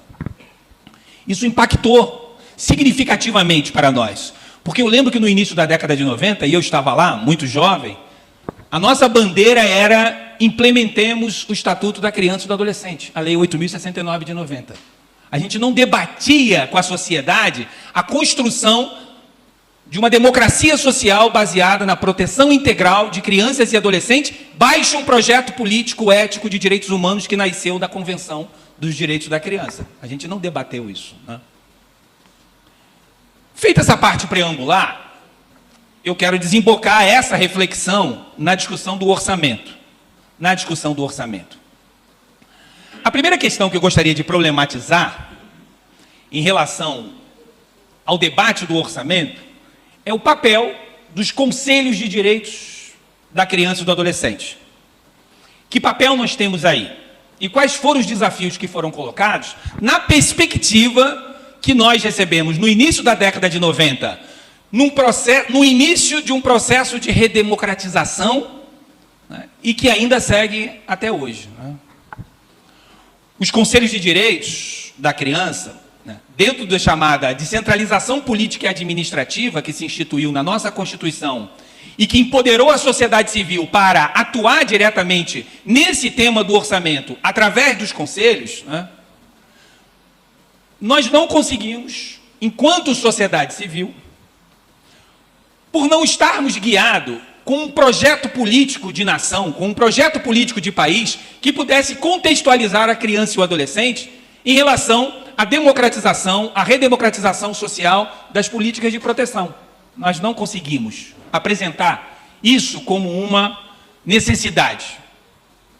E os conselhos de direitos, então, eles passam a ser, né, órgãos de legitimação das entidades que atuam na área da criança e do adolescente, e deixam de dialogar estruturalmente com uma política de Estado que pudesse dar a eles uma nova condição e impulsionar a política de atenção à criança e ao adolescente.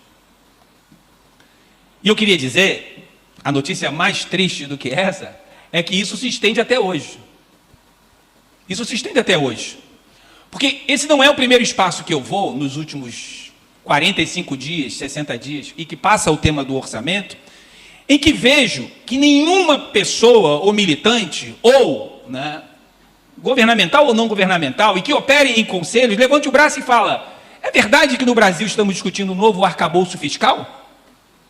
É verdade. E isso com a gente? Estamos desconectados dessa realidade, quando não deveríamos estar desconectados. Mas não é um processo de expiação de culpa, é uma leitura estratégica e estrutural de que esse processo de consolidar uma ferramenta de participação para o desenvolvimento de um orçamento para a criança e o adolescente, ele se perdeu no meio do caminho, numa discussão funcionalista de dar ao Conselho uma função muito limitadora em comparação àquilo que ele podia efetivamente cumprir. Nós, da área da infância e da adolescência, nós, criançólogos, temos tudo a ver com o debate do arcabouço fiscal. Porque é isso que vai nos atachar e que vai fazer ruir todas essas apresentações aqui, no momento que se afirmar e se consolidar normativamente que não pode gastar a partir desse limite. E acabou a história. E o que nós fizemos, o que o Fórum Nacional DCA fez, o que o CONANDA fez ou está fazendo para interferir nesse debate do arcabouço fiscal e dizer o seguinte, como disse aqui o nosso ilustre mediador, criança e adolescente não pode entrar nisso não. Há de se criar uma regra de ouro e que nos tire disso, porque afinal de contas nós temos uma cláusula constitucional que nos alça ao debate de ser prioridade absoluta. Então, como o Estado brasileiro vai fazer o debate do arcabouço fiscal, entendendo efetivamente que a criança e o adolescente é prioridade absoluta? com o Congresso que nós temos, ou que nos restou desta última eleição, acho que é possível que isso fique apenas num debate. Mas o importante que eu quero trazer aqui, a título de reflexão, é que nós devemos pensar o espaço do Conselho como um espaço, e não é o Conselho Municipal somente, mas o estadual e o nacional, mas como um espaço de incidência estrutural da agenda daquilo que se chama de financiamento das políticas públicas, sob pena de cairmos nas asas daquilo que Ulisses Guimarães sempre afirmava. Políticas públicas sem orçamento é chá das 5. É terapia ocupacional. É terapia ocupacional. Vamos para lá, vamos ficar debatendo, na melhor das hipóteses, alguém vai sair vencedor e alguém vai sair derrotado. Não só essa questão do arcabouço fiscal, mas também num erro de compreensão sobre o papel do Conselho de Direitos enquanto um órgão de controle e um órgão deliberativo, nós nos recolhemos à competência de operar exclusivamente as políticas públicas consideradas especiais, complementares, estratégicas, e entendemos que as políticas estruturais cabem a demais órgãos e conselhos a fazerem. Isso foi um erro. Isso é um erro. Porque, como já foi dito aqui repetidas vezes, o Conselho de Direitos da Criança é um órgão de controle. Nós até não temos o condão, a capacidade de deliberar objetivamente, mas nós devemos controlar o orçamento na sua estrutura e os demais conselhos naquilo que se delibera em relação às políticas públicas estruturais. E o quão nós temos opinado sobre essas políticas estruturais? Educação, saúde, assistência social, desenvolvimento econômico. O quão temos nos dedicados a isso? E aí eu retorno ao ponto anterior, em relação à minha fala, que o tempo do nosso debate em relação ao orçamento na área da criança e do adolescente é o tempo da democracia brasileira.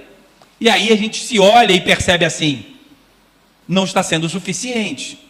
Não conseguimos fazer o suficiente. Ou é preciso fazer um pouco mais.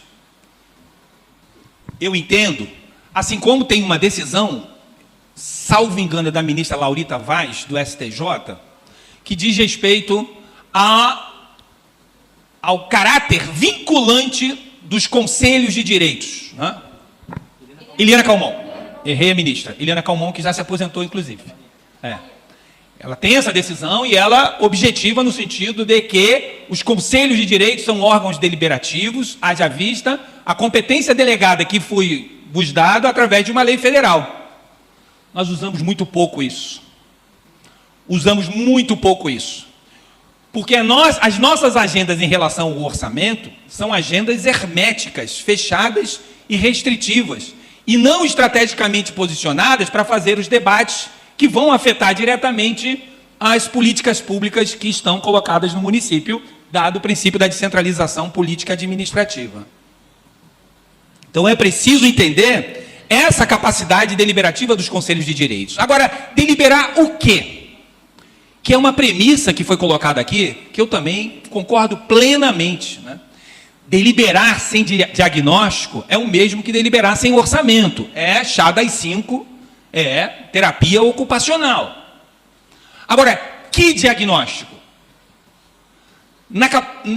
Da condição estratégica de um conselho de direitos, na formulação do orçamento, se ele não opera tecnicamente, cientificamente, um diagnóstico que esteja articulado diretamente com a política de proteção, entre outros órgãos, vou mencionar um, mas existem outros, os conselhos tutelares, por exemplo,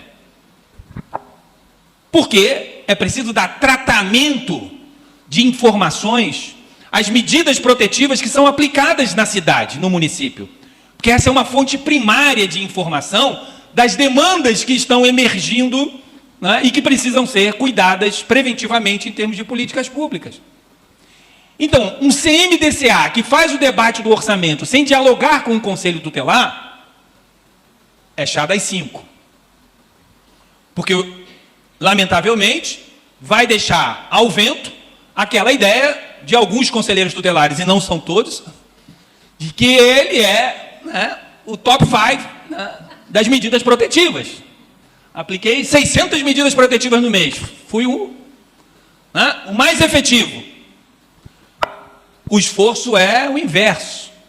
O esforço é cada vez aplicarmos menos medidas protetivas, porque as políticas públicas e o seu orçamento preventivamente está, aspas, corrigindo a estrutura da política de proteção. Então, falar de orçamento sem dialogar, né, com essa fonte primária é chá das 5, é terapia ocupacional. E mais do que isso, além das fontes primárias em relação ao Conselho Tutelar e outros órgãos que têm atribuição, competência para executar políticas públicas de proteção, nós devemos recuperar, Maristela vai lembrar disso, né, do OCA, Orçamento Criança e Adolescente, o orçamento participativo da década de 90, que o INESC liderou fortemente como uma agenda. E existem elementos sobre isso que precisam ser trazidos à nossa discussão.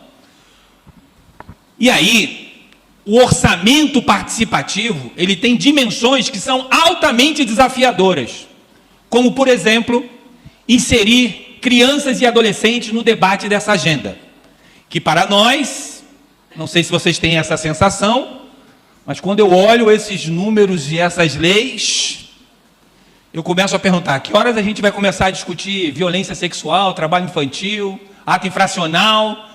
Essa palestra não acaba, porque essa é uma cultura que prevalece em razão do incipiente processo da democracia social dos direitos da criança e do adolescente. E se me permitam, com todo o respeito, data veria máxima, como assim falamos, né? Falando aqui para órgão de controle, Ministério Público, Poder Executivo, né? O orçamento é uma peça, antes de ser uma peça jurídica, é uma peça política. Ela é uma peça política. Política. O orçamento, ele se concretiza na perspectiva da criança e do adolescente enquanto prioridade, quando a gente, no meu ponto de vista, consegue trazer uma agenda nacional, opera com fontes primárias, trabalha a ideia da participação, traz a sociedade, traz o Conselho Tutelar para esse debate e inverte, porque a gente tem hoje isso institucionalizado, inverte o que se consolidou nessa agenda em termos de debate na área da criança e do adolescente. O técnico que se sobrepõe ao político. Essa agenda orçamento transformou essa agenda sobre o orçamento, criança e adolescente. Ela não conseguiu superar a lógica que se instituiu ao longo desses anos de que ela é uma peça jurídica e não é uma peça política. Infelizmente. Ela é uma peça política. Política, ela não é uma peça jurídica, mas se inverteu. O técnico se sobrepôs ao político. Não à toa, a linguagem, a narrativa, extremamente complexa, totalmente codificada, e que, né, promove cada vez mais um distanciamento, né, e a compreensão de que é preciso inverter essa lógica. O orçamento é uma peça política, não é uma peça jurídica. Vou terminar. Eu nem acreditava que eu conseguia chegar em 30 minutos falando desse tema. Como uma peça política, data vênia máxima aqui, eu diria que qualquer exigibilidade que se faça a um conselho de direitos por parte dos órgãos de controle, antes de perguntar se está havendo uma observância ao conjunto de leis que extrapolam e muito a fronteira da área da criança e do adolescente, porque são normas e leis que estão colocadas de maneira geral, né, no chamado campo administrativo de controle do Estado, antes de perguntar se estão sendo observadas essas leis e esses parâmetros, é perguntar, esse Conselho de Direitos, ele possui técnicos especializados, competentes, suficientes para garantir que esse debate, que o desenvolvimento dessa agenda internamente, seja concretamente um debate político e não invertido no sentido técnico? Essa é a pergunta que nós devemos fazer. Porque um conselho que não tem suficientemente técnicos da área contábil, da área de economia, da área do direito, da administração pública, com competência, linguagem, acessibilidade, para levar aos conselheiros a informação que lhes permitam o processo deliberativo, a gente vai continuar invertendo a lógica do poste e do cachorro. Porque o imperativo hoje é que o técnico se sobrepõe ao político. Ao político. E o orçamento é uma peça política, como nos ensinou o orçamento criança e adolescente, o OCA participativo do INESC lá na década de 90. E aí termino trazendo a discussão que foi demasiadamente criminalizada, judicializada, que é a resolução 137 do CONANDA, no que diz respeito ao debate da chamada chancela, né? Primeiro debate a respeito desse item é que eu, testemunhando essa discussão e intervindo de alguma forma, percebi o quão ainda é contaminado o debate sobre o orçamento, sobre investimento na área da infância, com uma percepção caritativa e filantrópica do debate. O quanto ainda somos caritativos e filantrópicos. Como ainda padecemos da síndrome de vira-lata, que Nelson Rodrigues chama, em relação a esse debate. Porque o que a resolução 137 nos chama e coloca a chancela, eu não vou ter tempo de discutir tecnicamente, até poderia fazê-lo, porque eu estou lá na ação no STJ fazendo essa discussão. Mas o que a resolução 137 nos chama para discutir é uma outra perspectiva. É sair dessa lógica caritativa e filantrópica, sem nenhum demérito à filantropia, viu? Sem nenhuma ofensa, e entrar na lógica do investimento social. Nós não estamos falando de doação, estamos falando de investimento social. Renúncia fiscal não é particularização de tributo, mas é a participação social direta na definição das áreas de prioridade dentro do chamado princípio da descentralização política administrativa, que a Constituição assim sinalizou. E o quanto eu percebi, viu, Janice? O quanto ainda somos, né? O quanto ainda lidamos com isso de uma forma caritativa e filantrópica, sabe? Tímida, né? E que não vai para o enfrentamento para fazer a discussão de que sim, não só, né, o poder público, a sociedade civil organizada nos conselhos, mas o setor da economia pode opinar sobre a destinação de projetos sociais que vai levar ao desenvolvimento regional, o desenvolvimento local, numa determinada cidade ou num determinado estado. Qual é o problema se há essa leitura e essa compreensão de investimento social?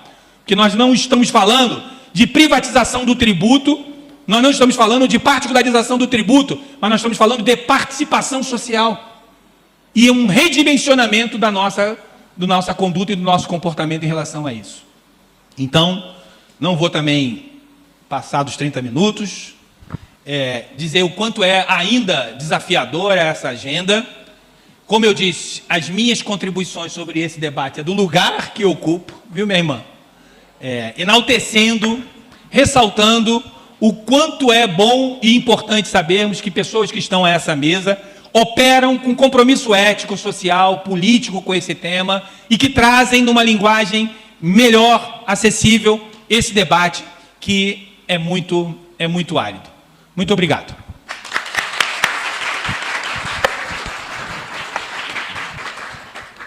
Obrigado, Carlos, por essa fala tão incisiva e direta, franca, mas muito correta também por nos trazer a dimensão política desse debate que nós fazemos hoje, né? O Carlos falou do arcabouço fiscal, esse nome feio aí que deram para essa discussão, né? Mas o que falar do teto de gastos, né? Uma emenda constitucional que limitou então a utilização de recursos públicos, inclusive para áreas que tem prioridade absoluta, né? Na minha concepção, claramente inconstitucional e impraticável, tanto que não foi aplicado em nenhum ano, né? Durante os 4, 5 anos de sua vigência, o teto de gastos não foi cumprido, né? Por justificativas diversas, por causa da pandemia e outras questões, né?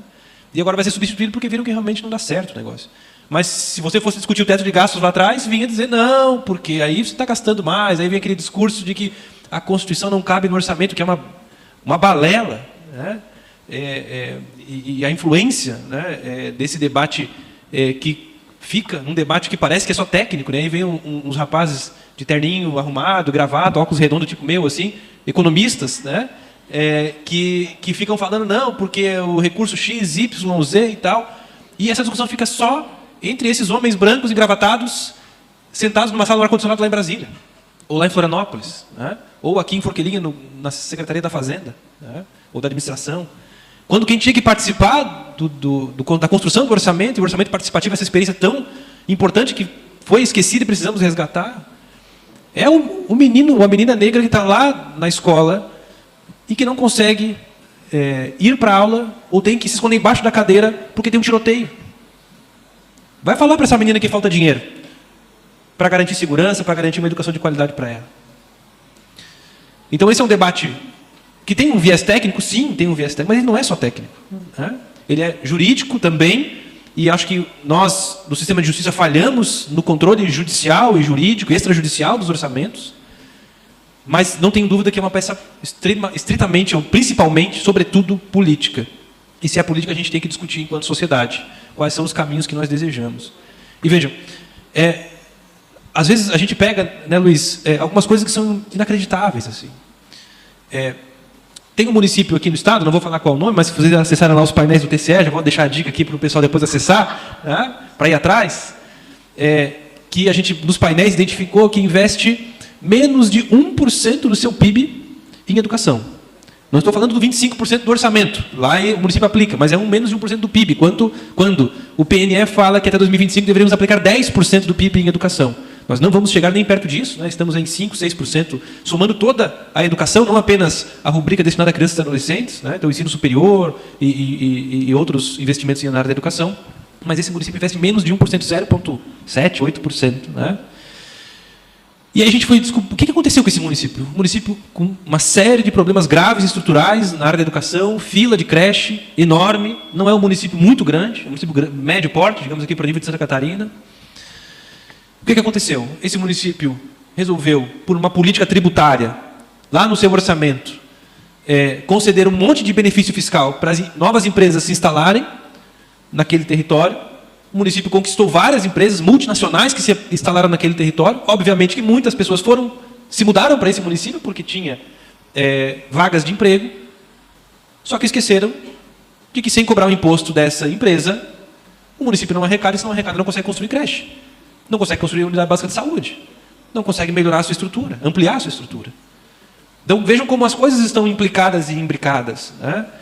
Para vocês terem uma ideia, o secretário de Educação de qualquer estado da federação, de qualquer município da federação desse país, ele tem, por previsão constitucional, direito a 25% daquilo que é arrecadado pelo município ou pelo estado, né? Tem que ser destinado para a educação. Os secretários ou secretárias de educação não controlam o orçamento da educação. Quem controla o tanto por cento que vai ser repassado mês a mês é o secretário da Fazenda. Ele que tem a chave do cofre. E ele que vai dizer, olha, esse mês nós vamos investir 20% só. 21%. 17%. E aí, chega lá no final do ano, o que acontece? E a gente tem isso no painel também, né, Luiz? Aquela corrida para chegar no 25%. Como se o piso, 25 é piso, fosse o teto. Né? Fosse o teto. E não é o piso. O município chegou em 25%. Agora não precisamos fazer mais nada. Como assim não precisa fazer mais nada? Se tem demandas a serem atendidas em diversas áreas, né, do campo da educação. Mas o secretário não consegue planejar, porque não é ele que define quanto que ele vai receber por mês, mesmo a Constituição dizendo que ele tem que receber 25% do orçamento. E aí a gente tem esse debate que o Carlos trouxe tão bem, que é um passo além, que isso a gente não conseguiu nem avançar, né, Carlos? De inclusive torná-lo talvez mais ter uma legislação mais específica nesse sentido, porque a política da criança e adolescente, a gente sabe, é uma política transversal, né? Então a gente vai ter, no orçamento da saúde, uma parte que é destinada a crianças e adolescentes, mas isso não está identificado no orçamento da saúde. A gente não sabe, dentro do orçamento da saúde, dentro do orçamento da ciência social, dentro do orçamento da educação, quanto que é destinado para crianças e adolescentes especificamente. Lá na Secretaria de Ciência Social, a política de proteção à criança e adolescente concorre com outras políticas públicas. E você olha o orçamento, a gente não sabe qual que é daquele percentual destinado para crianças e adolescentes, quanto que é para a pessoa idosa, quanto que é para a pessoa com deficiência, quanto é para a pessoa em situação de rua, outra situação de vulnerabilidade. Na saúde a mesma coisa, na educação a mesma coisa. Então a gente precisa avançar para garantir que as rubricas orçamentárias tenham também a delimitação, no limite do possível, de quanto é destinado, para que a gente possa falar em prioridade ou não, né? Em cumprimento do princípio da prioridade absoluta, se a gente tem no orçamento a especificação de quanto que é investido em crianças e adolescentes. E aí, para fechar esse debate, e aí vou abrir aí para a plateia também poder complementar dentro do nosso tempo, não sei até que horas vamos, Maristela, posso ir freestyle até a hora que 10 da noite aqui? Então vamos embora. Mas o debate, né, Janice, da PEC 383. 383, né, o número, né? Quer dizer, nós estamos lá brigando. Gente, olha só, vocês sabem o que é a PEC 383? Alguém? Eu espero que vocês conheçam, se não conhecem, eu espero que vocês vão conhecer agora e se manifestem, procurem as suas lideranças políticas para que se manifestem favoravelmente à PEC 383, de 2017. Essa PEC 383, ela diz o seguinte, que nós precisamos investir do orçamento da União, dos estados e dos municípios, 1% em assistência social. 1%, gente. E essa PEC não passa. Não, porque, veja bem, vai tirar dinheiro... 1% e a gente não consegue aprovar essa PEC. Se fosse 20%, poderíamos discutir, porque já tem o 25% da educação, tem o 20% da saúde, 15% da saúde. Né? 1% a gente não consegue aprovar, é uma loucura. Então, esse é um debate de orçamento que é um debate político. Né? E a gente precisa olhar para isso.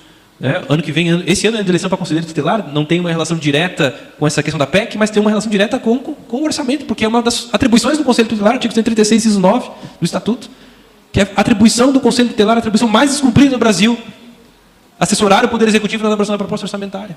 Está lá. Nenhuma prefeitura cumpre, nenhum conselho cumpre. Então nós temos que olhar para isso. Ano que vem tem eleição para prefeito, temos que olhar para isso. Daqui a 4 anos, eleição de novo para deputado, presidente. Ainda bem, né? Enquanto vivemos uma democracia.